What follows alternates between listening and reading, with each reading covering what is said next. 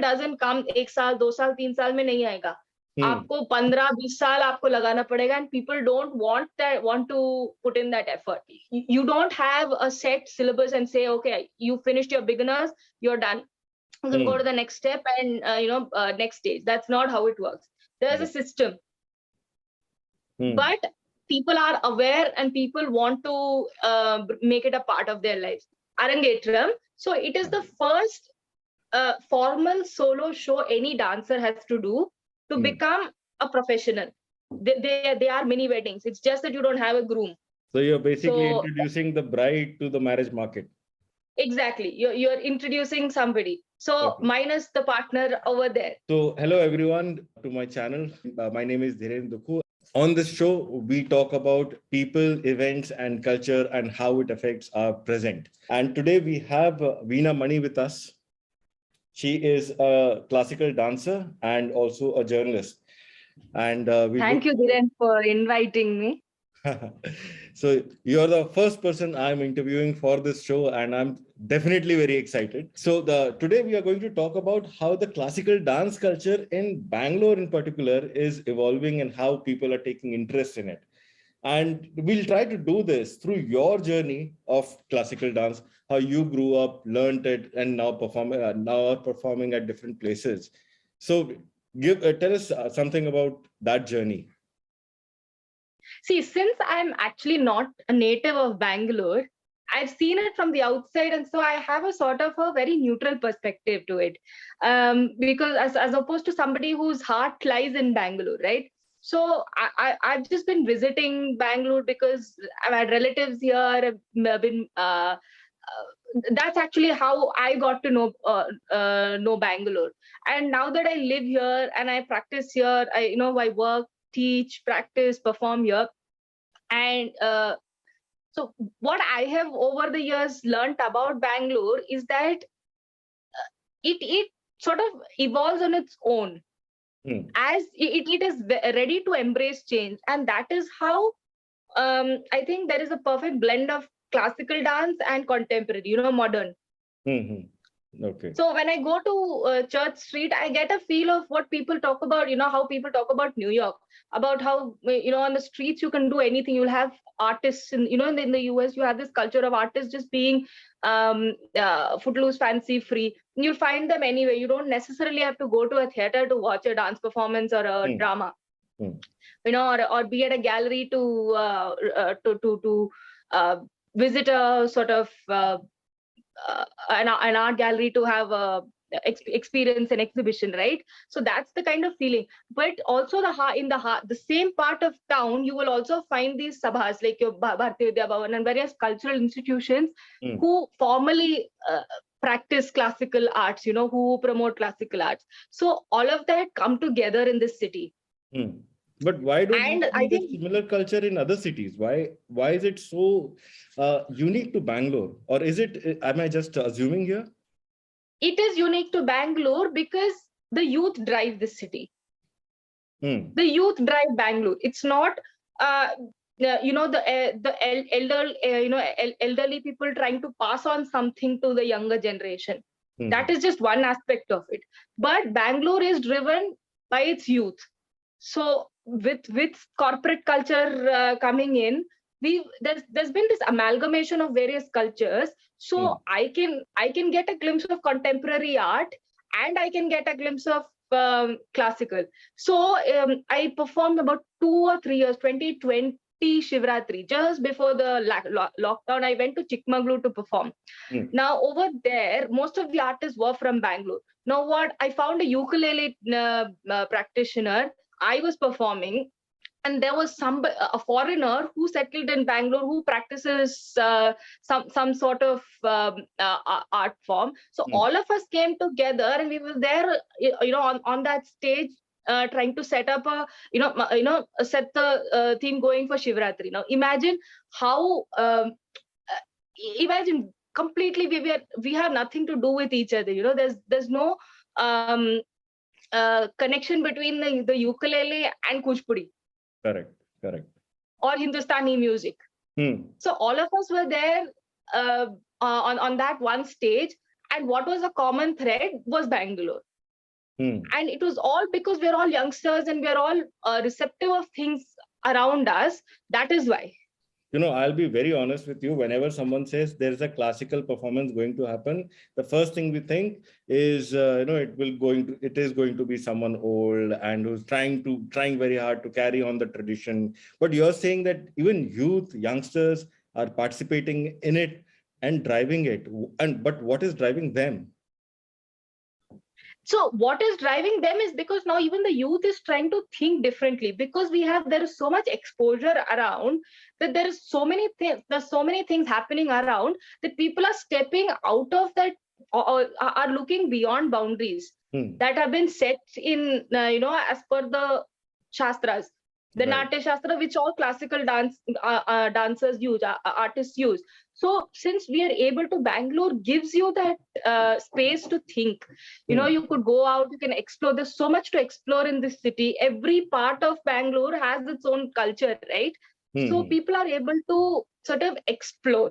And because they're getting to explore, it opens up their mind, and that's how they're creating things on their own. So you look at some, even the metro stations, how they've been painted. Yes. The outside of the metro stations are being painted, with the COVID theme. You will not, that's there across Bangalore, not just in one part of Bangalore, which is, I think, very rare. And that is why youngsters are also getting into classical art forms, and they're trying to give it their own touch. When you say, Bangalore metros being designed or created in a way which, connects to your culture and traditions and all those kind of art forms painted on the walls. And I particularly remember the MG Road metro station. That particular street looks very enticing. If anyone comes to Bangalore and goes to that street first, it feels like, wow, this is like the symbol of Bangalore. Most often I see people doing lifestyle shoots. But while we were discussing having this interview, you said that if you dress up in your classical dancing attire and walk on the street, no one will notice. Right? That's true. In fact, that's one of the things I want to do. Okay. That will be one of the things I want to do. Okay. There's another thing which one of my colleagues said, that in Bangalore, there is this event for any classical student to perform for public. Can you give us a bit of context why what it is called first, and why does it happen? So this is basically called the Arangetram. And Arangetram is where it is Arangetram. So it is the first formal solo show any dancer has to do to become a professional. Okay. That is like your graduation in any of your other courses. Like you graduate with a diploma or a degree. That's how it. That's the role of an Arangetram. Now, this obviously has to happen over many years of training. And it is like a mini wedding. In fact, Arangetrams, they are mini weddings. It's just that you don't have a groom. Okay. That's about it. You don't have a groom or you don't have a bride. So you're basically introducing the bride to the marriage market. Exactly. You're introducing somebody. So minus the partner over there, right? So it's elaborate in the sense that you have to make a lot of arrangements, a lot of practice that goes into it. And that is why it is such a big deal. And in a way, you're also telling people that you're continuing a legacy. You're continuing to follow your traditions. So that's also the use of an Arangetram. Because as a dancer, you tend to learn to look at various old texts, from the Puranas and the Vedas. You take up stories, you pick up stories, and that's what you learn. And it's actually a good way of introducing stories to children. Okay. Children, and for that matter, even teenagers. So is this Arangetram limited only to girls, or even boys have to do something like that? Anyone who wants to become a dancer has to do an Arangetram. Okay. You want to do it in a small fashion, you want to do it in a big fashion, spend lakhs of rupees, or you want to just do it at a temple, that is up to you. But you have to do it because it is like your graduation. Like you need a degree or a diploma certificate to go ahead and apply for a job. Okay. That's how it is. So in a typical South Indian household, the girl learns how to dance. What do generally boys do? Boys are normally sent to either mridangam classes or they're sent to learn some instrument. Okay. And these days, yes, now in the coming generations, you find even boys learning dance. So even they have, even if you learn an instrument, you need to do an arangetram to be, called a professional. Okay. So Veena, do you ever see that, there is a difference between North Indian households and South Indian households? I have lived in Delhi for so many years, but I've never seen a household which teaches their children classical dance consciously. They might pick it up somewhere, but mostly it's like, agar dance aata hai, then you go to Dance India Dance or some TV show, or make a YouTube reel or Insta reel or a YouTube video.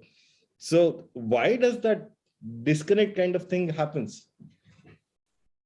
So the thing about the North is that, let me first talk about the South actually. So South, each state has its own art form. And dance, art was always used as a form of communication. So it is very well accepted in the society. People are aware of it. Because even your folk dances, so even classical dances in a way come from folk art forms, right? So Kuchipudi is a Yakshagana, which, from the Yakshagana, the dance drama tradition, it evolved and became a solo art form as we practice it now. The Yakshagana is a dance drama. It is a folk sort of a repertoire.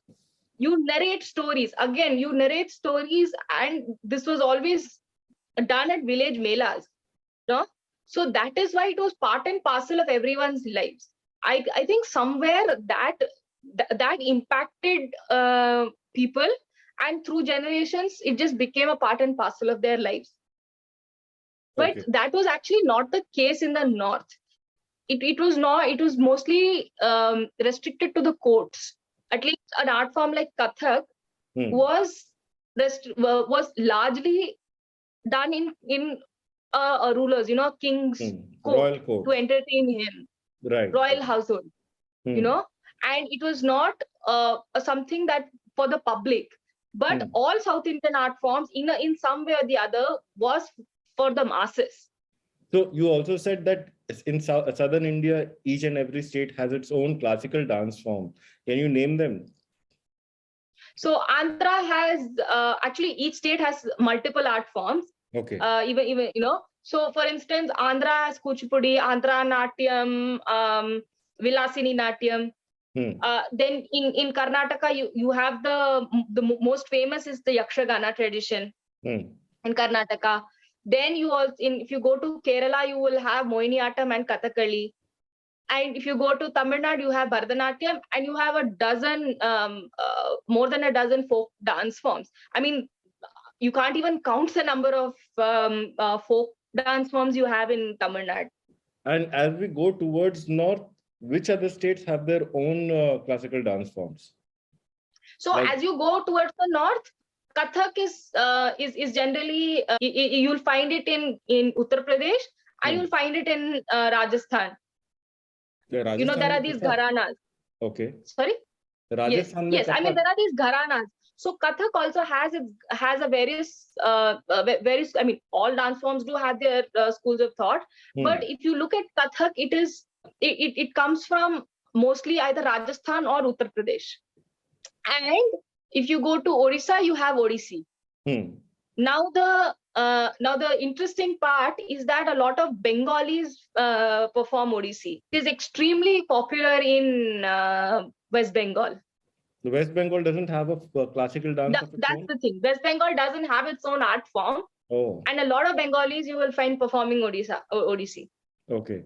And from West Bengal, if we talk about more dance form extending to the northeast, I can think of only Manipuri. There is no other classical dance that Manipuri is now part of the Sangeet Natak Academy's list of 8 classical dances. Okay. And what happened to the other 6 states? We don't really hear from the other 6 states. Okay. What dancing traditions exist over there, nobody really knows. At least classical dance forms, definitely we don't know.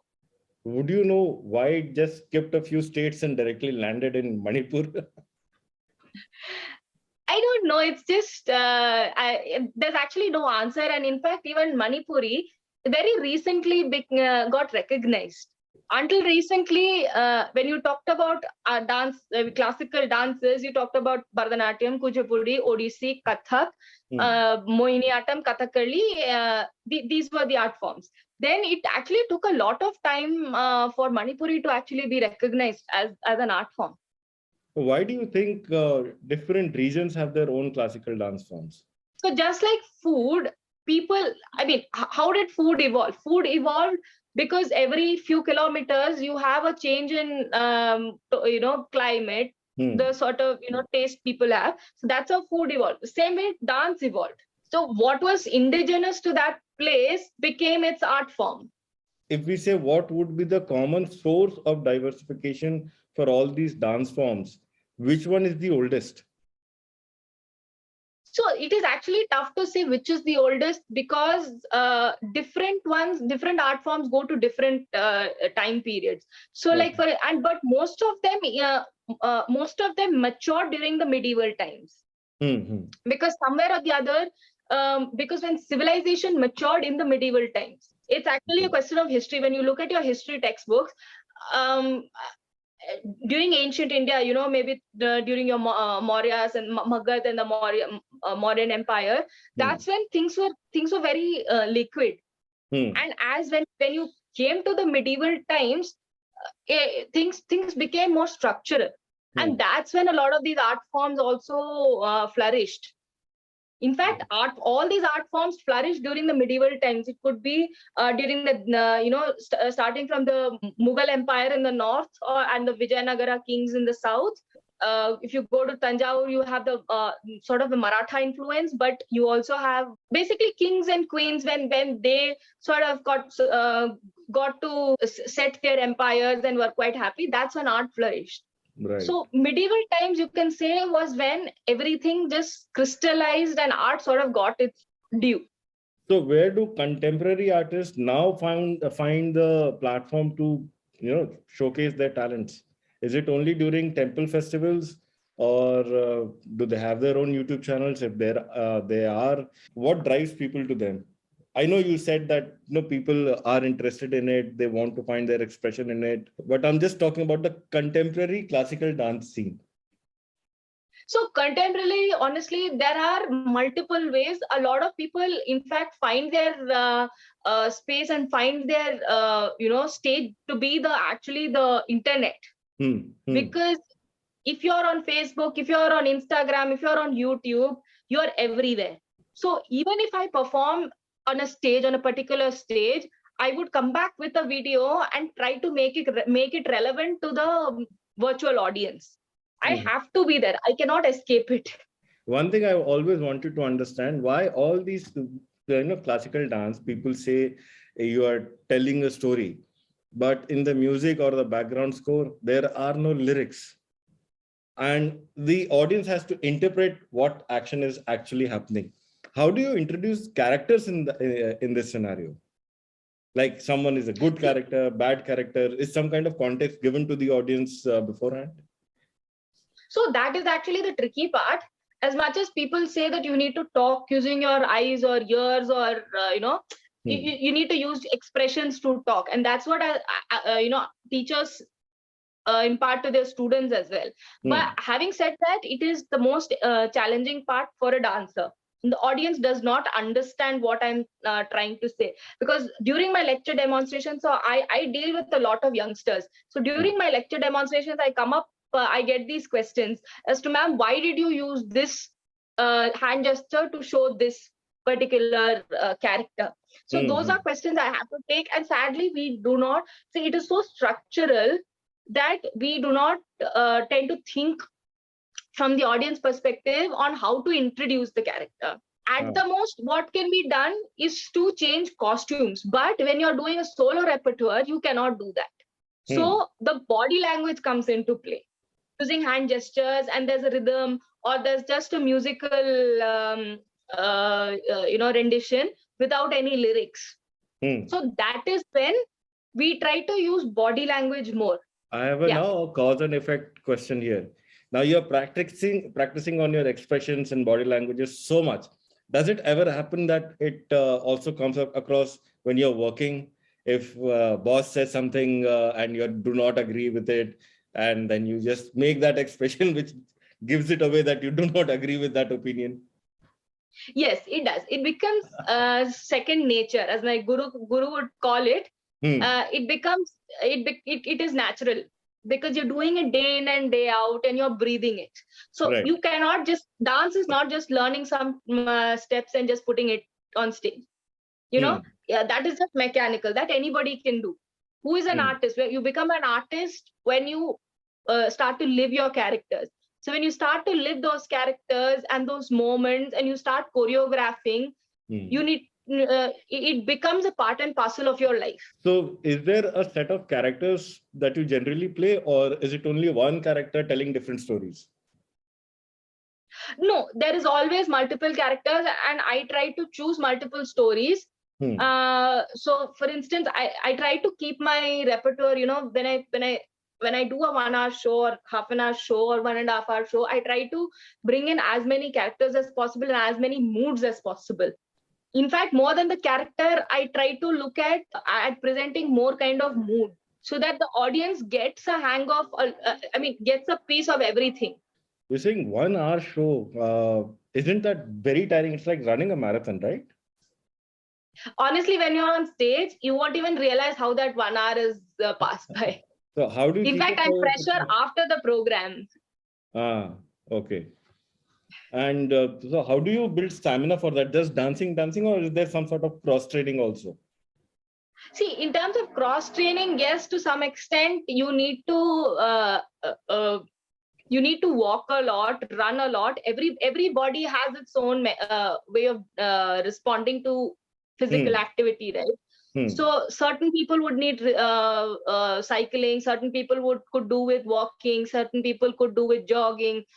So somebody like me, I try to take the stairs, so that I can train the bottom half of my body. So that is, my weakness. So I need to strengthen my feet. Wow. Okay. So I need to strengthen my feet. So I try to take the stairs and not feel lazy, to walk, so that I can work on my footwork. So because my work is such that, I can work 18 hours a day, 12 hours a day. I have completely erratic days, right? Journalists don't have a schedule. We don't have a 9 to 5 job. So taking out a certain, a particular time every day for dance or for cross training is also impossible, which is why I find other ways of dealing with other ways of building my stamina or working on my footwork. So you build in your workout routine during your day? During my day. So I take the stairs. So if I were to come out for a snack, I'll take the stairs. After dinner, I'll take the stairs back to my desk.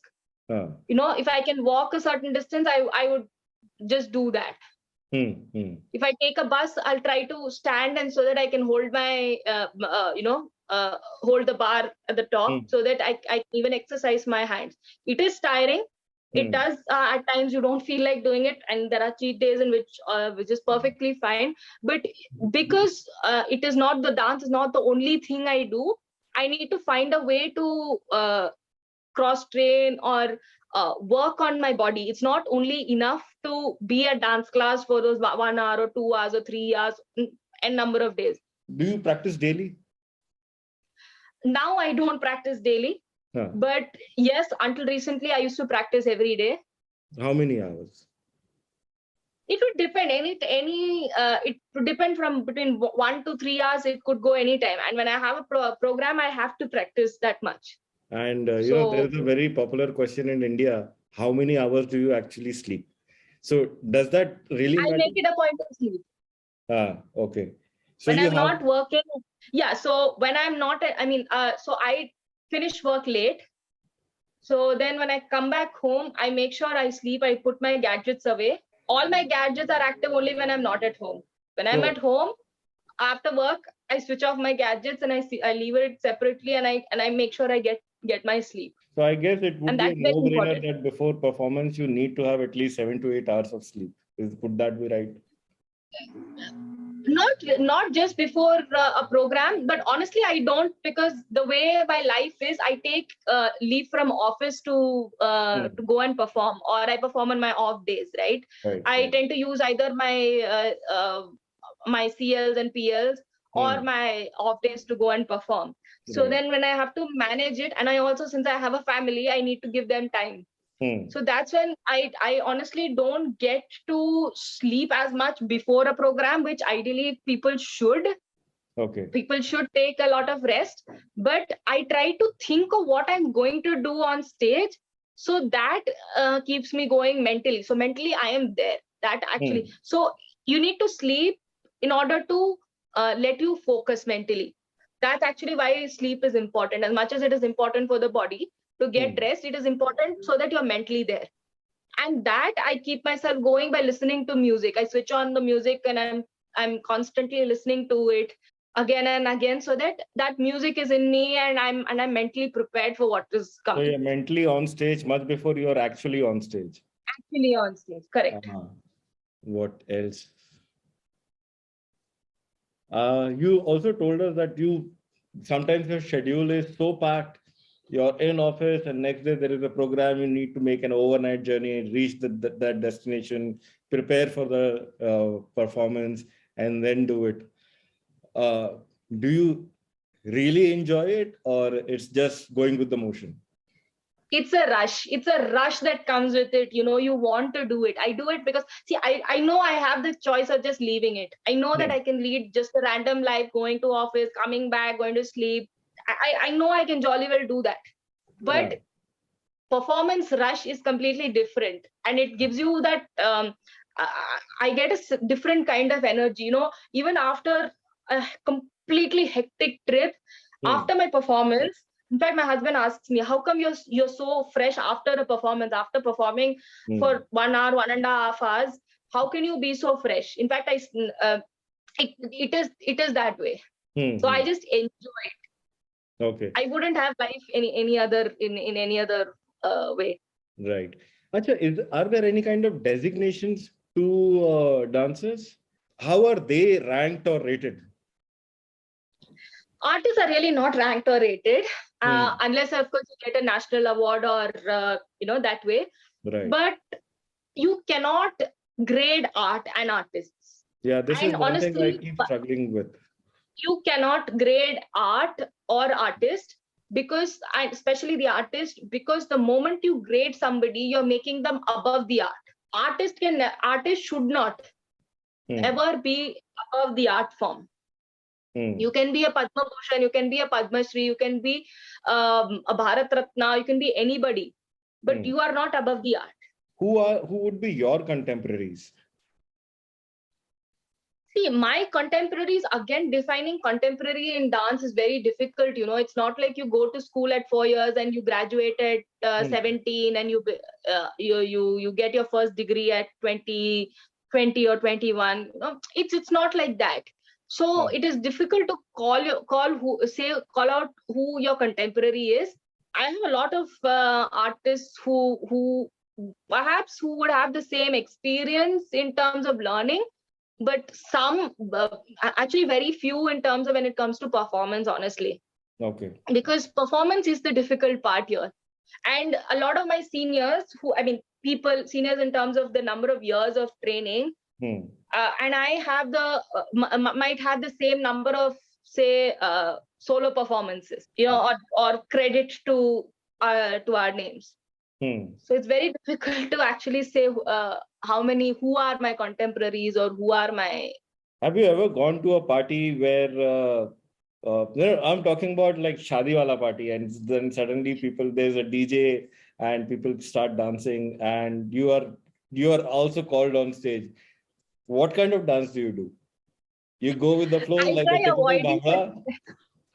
I actually try to avoid such invitations. I like to I like to, when I go for a shadi, I like to sit in one corner and enjoy watching everyone doing their And thing. picking out mistakes. This could have been And not better. that, I just Could have been enjoy it. better. Somewhere inside me, I also feel like it, but then I'm not very comfortable doing other forms and performing when I'm not on stage. Hmm. So I try to leave my dance on stage and come back. Okay. So when shadi functions or any other get-togethers, parties, I try to let the rest of them dance and Hmm. enjoy watching them dance. Right, right. So we see so many videos on the different social media platforms where people try to do some classical steps to modern songs. Looks well, goes viral, and yeah. So what do you have to think of? What do you think about those things? It just shows that classical has an impact, and somewhere people do want to go that route. It's just Hmm. that it's too difficult for people to stick to you. Classical doesn't come एक साल 2 साल 3 साल में नहीं आएगा. Hmm. आपको 15-20 साल आपको लगाना पड़ेगा, and people don't want to put in that effort. Yeah, So yeah. they are interested, but when it comes to, unlike Western classical, Western music, Western dance, like the ones you don't have a set syllabus and say, okay, you finished your beginners, you're done, you can go to Hmm. the next step and next stage. That's not how it works. There's a system, Hmm. but people are aware and people want to make it a part of their lives. So that I'm happy about that. Right. So how I'm do quite happy that. now I'm talking about performance psychology here.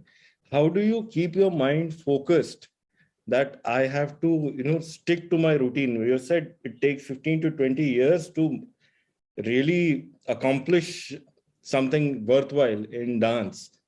And people don't want that in this era. They'll say, yeah, send them to some coaching center. They'll do a 3-week course. And even three people barely manage 3 weeks. They'll go in That's right. first week and come back, say, I've learned enough. Now I'll just do that. See, I think I've never really thought too much about it. It just Mm. keeps me going. It just, it's just that drive that comes within me. I don't know what, but it just does. Because Mm. I still train under my teacher. Training, Mm. you can never become above your teacher. Teacher Mm. will always know more than you, right? Right. And so I still learn from her. She choreographs on me. In fact, I can proudly say that she has choreographed so much more on me than most of the Mm. others in my dance class. I can very proudly say that. Mm. Um, there have been n number of choreographies on me. That's because I give her that time. Mm. And despite my work, in between my work, I take time out for my dance class. Mm. So it's just I just push myself. I know I'm tired. Certain mornings when I have dance class, I am tired, Mm. but I want to do it, Mm. and I know I have to do it if I want to be on stage. Right. But doesn't it sometimes feel, oh, I know this step, so I can skip it and just directly do at the stage? Does that happen to you? So what I've actually started doing, this internet, this thing called internet is extremely if you use it properly, it is to your advantage. There are so many especially when I watch my own videos, this whole system of video recording. So when I record my performances and then when I come back home and watch it, I know what is wrong, because I've also watched so many other videos on YouTube. I know Yeah. what I've done right, and I know what I've done wrong, Hmm. and where I need to also reach. So YouTube has helped me in that sense, because I've seen so many artists on YouTube and I know how they perform. So, and I know that change I can only bring in if I have my teacher around me. I can understand at a live show, you cannot readjust or redo a thing which has gone wrong, but in Exactly. YouTube you can do it. So does it ever happen to you that unless you get it right, you're still at it? Yeah, during COVID, when there was a lockdown and everything was virtual, I had to do that. And because I knew I could do it. And I was also scared, that really scared me. I started feeling, what if I forget to perform live in one take? Okay. And that's actually why I'm so happy that I'm now getting to perform live, because there is just no chance of re-recording. If there is a mistake, you carry on. And that's how I think it should be. And now if I ever have to perform virtually, I know that I will always go for a live, I will just do it in one take. Agar galti hai to hai. I'm just going to leave it there. I'm Okay. not going to, because I don't want to, first of all, that just looks real. It's human to make mistakes, right? Right. It's okay. Say that you made a mistake. Let the audience know that you made a mistake. Or sometimes your audience might even not know that you made a mistake. Let it be. It's the style. Let it be. Yeah. And it takes a lot of training and a lot of brains to actually try to make the mistake also look correct. Make the mistake look part of your choreography and not as a mistake. And that's how you evolve as an artist. If you're on stage and you make a mistake and you make it look like it is part of the choreography and it is not a mistake, I mean, for the audience, it doesn't look like a mistake, that's when you know you evolved as an artist. And if you just go blank, you know that you're just a dancer, you're not an artist, because you're just doing what your teacher has taught you, what you've been taught. So tell us about your YouTube channel. When did you start it? How is the traction going? What kind of people are coming to it? What is the reaction? What was the reaction of your friends and family after you launched this channel? So it's called Dance Scribe, and it has gone through a lot of changes. First I started it with my name. Then I thought of then I really thought of it. What will drive people to my channel? If I just say Veena Mani, why is it going to? Why is anyone? I'm not a Padma awardee or a Bharat Ratna. I'm not a National Award Sangeet Natak Academy awardee, so that people will Google, run a Google search and find my YouTube channel. Then when I started thinking about it, so storytelling is my bread and butter. So naturally, I thought on those lines, and it just occurred to me that my perfect fit is as a dance scribe. I dance to describe, number one. Number two, I'm a scribe because I'm a journalist. I write, right? Right. So I transcribe interviews, I write stories, I edit copies. So that's my that's my identity, and I dance. So somebody who dances and who is a scribe becomes dance scribe. That's how dance scribe actually came into being. And I had my channel for many years. It's just that I was I just didn't understand how the YouTube dynamics really worked. I started posting videos on YouTube to make it easy for me to reach out to organizers. So when I send somebody my application, my proposal, my bio, my resume, I had to send them videos. So that's how it began. My YouTube channel, when it was just Veena Mani, it was just for that purpose. Then I realized that it has a lot of potential to attract people, to take my art form to people. That's what I want, right? If I perform at 100 venues, but it doesn't make an impact on society. So when I do something, I want it to be for the greater good, for the society, for the society at large. Right. And then I started realizing that if I only post videos of my performances, I will reach a lot of organizers, and I'll get hundreds of shows, India, abroad, every place. But what about taking my art form? Is it going to be restricted to the elite, elite ones who understand art or who have access to that art? What about those who are sitting in some corner who want to think about classical dance but don't have a way? Let my videos pop up in their suggestions, right? If something pops up in my suggestion box, I will automatically at least give it a second glance. I will click and see, okay, what is this? Right.